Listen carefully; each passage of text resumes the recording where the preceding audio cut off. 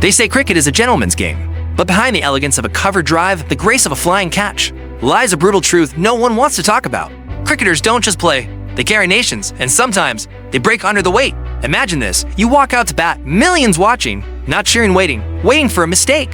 One edge, one miss, one run short, and it's not just your performance questioned. It's your character, your commitment, your worth. This is the part of the game nobody sees, and for the ones who lived it, it sucks. You see the celebrations, the sixes, the match-winning spells. But what you don't see is the cold silence of the dressing room after a duck, the death threats and the D-miss, the press tearing apart someone who was a national hero just last week. To be a cricketer isn't just hard, it's emotionally exhausting. In 2025, it's even worse.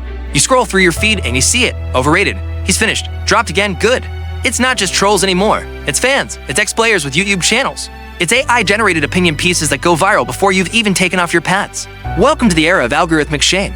And here's the thing, they train harder than most people will ever understand. Wake up at 5. Net sessions before sunrise, ice baths, physio, hours watching footage of their own failures. Frame by frame, yet the moment they crack, the world turns on them like they never existed.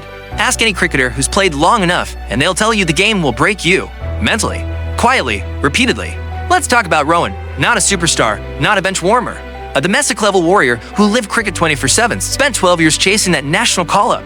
Scored 3,000 runs in Ranji, slept on buses, ate cold eggs from plastic boxes. He was this close. One bad season, one shoulder injury, and the phone stopped ringing. No farewell.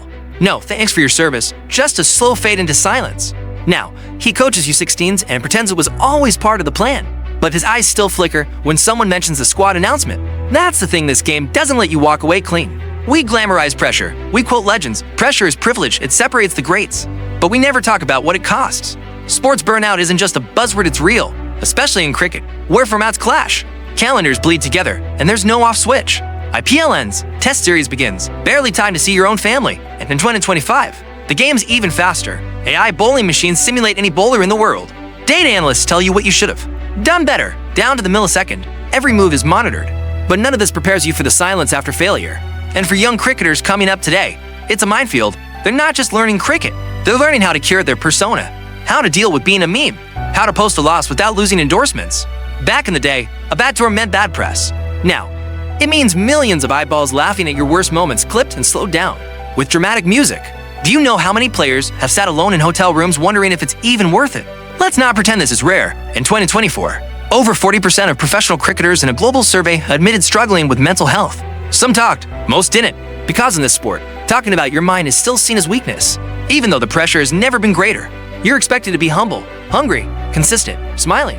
And yet, the moment your average dips or your strike rate slows, they come for you, coaches, fans, even teammates sometimes. The same people who pat your back when you win disappear when you're low. Being a cricketer is lonely in ways people don't understand. It's hotel corridors that smell like old sweat. It's FaceTiming your mom after a loss and pretending you're fine. It's eating bland pasta before every game because your nutritionist said so, even when all you want is home food.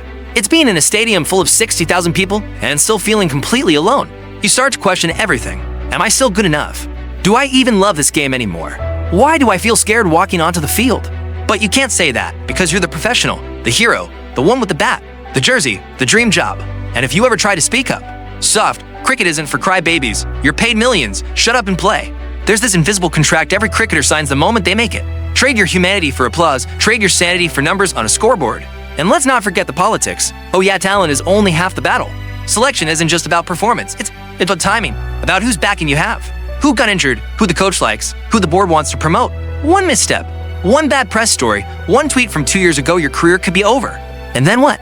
Most players don't have a plan B. They were groomed to play, not to pivot.